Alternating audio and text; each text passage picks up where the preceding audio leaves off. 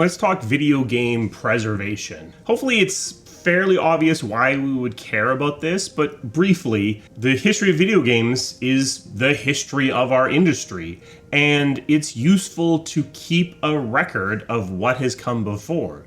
Certainly, we have seen times within the video game industry where games have fallen into cycles based upon some sort of local norm, and it's taken someone stepping back and looking back into the past a little bit further to break out of that cycle. There isn't a ton of formality behind preservation of video games. There's a few museums out there that collect things. And for stuff that is older, it's pretty much restricted to the physical realm. If you can find an old Nintendo Entertainment System cartridge, you have a Nintendo Entertainment System, and as long as you keep those things in working order, you can plug it in and the thing is going to work. Something that the physical medium gives you is this ability to track variation by region or even reprints and things like that. As we've moved towards the present, it's actually become more and more difficult to preserve games for a couple of reasons. First thing, lots of games have live services in their background. Even games that have no multiplayer, have no apparent live service, often have some sort of login server or some sort of server of some sort that's required for them to run. Now, some companies, as they reach end of life on a game, will patch out the necessity for that server. But that doesn't always happen.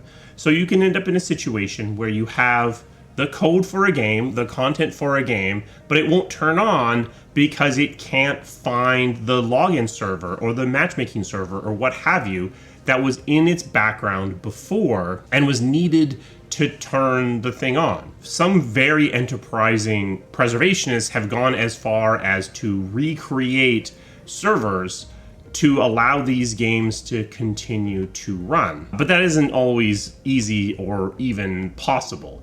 Now, sometimes they're going to extraordinary lengths. There are servers out there for Ultima Online. Not that Ultima Online has been sunset yet, but Ultima Online has fan-run servers for an MMO. So it's possible, but there hasn't been a lot of support from the publishing organizations to support this directly. So an option here would be for the big game publishers to care about this and, as a consequence, to support the preservation of their older games by providing the code for their servers, potentially providing even the servers to allow these preservation entities to keep their games running when they no longer necessarily care that much about them. And that can be done relatively cheaply because you could potentially run your server restricted to within the bounds of your museum and not be open to the public. Another thing that is much more relevant now than it was back in the 90s, 80s, 70s is the concept of variants. If you have a Nintendo cartridge and there was a special Portuguese variant, that's a collector's item. That's something that people go out and they try to find, and that gets preserved as a separate thing on its own. But these days, games get patched dozens, hundreds of times. So what are you preserving, especially for something like a live service? Are you preserving every single version along the way? Are you preserving certain key milestones? How do you even necessarily do that in some cases? Because often a game on its launch day and a game 3 years later are very different from each other. If you're preserving Mass Effect Andromeda, it's actually probably useful to your storytelling to have a version of Mass Effect Andromeda as it existed on its day of launch with the problems with the facial animation and all of that, and another version of Andromeda as it exists now, patched and in its sort of final form. And in some cases, maybe you actually care about it in a bunch of different places on that path.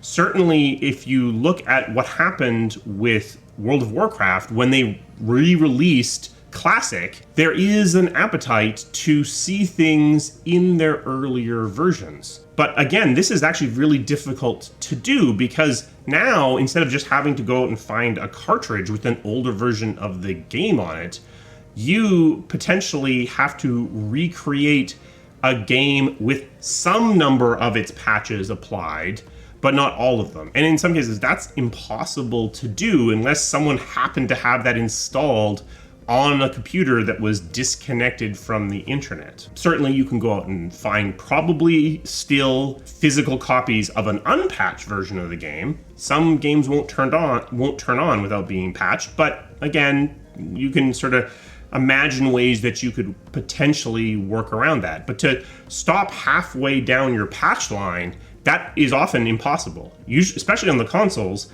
all that exists would be the physical version on a disc and the current most patched version, and nothing in between really exists anymore. And we're probably not that far away from the disappearance of physical media completely.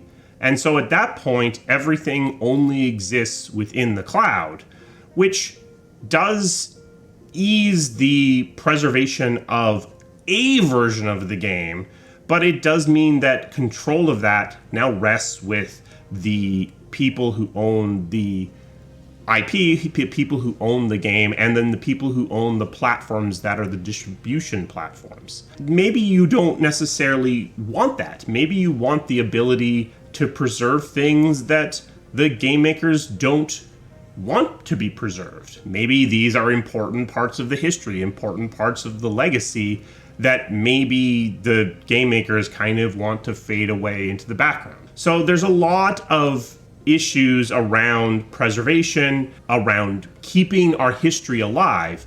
And to be frank, people haven't really been caring about it that much. I believe it's starting to shift a little bit. There are organizations out there that do care. Additionally, there are arguably legal issues around this. If you're getting into emulation or starting up servers that are not sanctioned by the original maker, you're at least in a legal gray area, if not completely offside. At the moment, none of the publishers are caring about that. They kind of want this to happen. They just don't want to spend any money on it.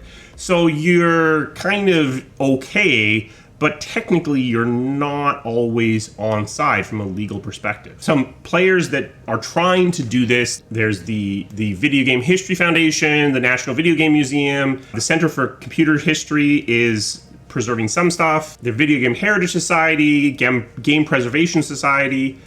All of these are organizations that are trying to keep our legacy alive. So if you care about that, maybe seek out one of these groups, see how potentially you can help. This is something that we should care about as an industry. This is something that publishers should care about, and we should move from this gray area where preservation and emulation and these things exist in this gray area of semi-legal, possibly legal, unsupported, into a place where publishers and game makers are actively supporting these preservation efforts. Because this is our history, and as they say, those who don't know history are doomed to repeat it. And we've seen times in our history where the industry seems to have been doomed to repeat its own history. We have merch now. This is High Tea on the High Seas. There's a shelf below that will show you a bunch of different things. It helps the channel out if you buy something. Special thanks to my members. They definitely provide resources that helps keep this channel running. If you're interested in that, there's a link to that in the description. What are some games that you feel have disappeared that you wish you had a copy or you wish you could visit in a museum somewhere? Let me know that down in the comments. Do you care about this at all, or do you just want to play the latest and greatest and you don't care about the history of this medium? Talk about that in the comments as well. If you enjoyed this, give it a thumbs up because that will help it spread to different people on YouTube. I will see you again soon. Thank you.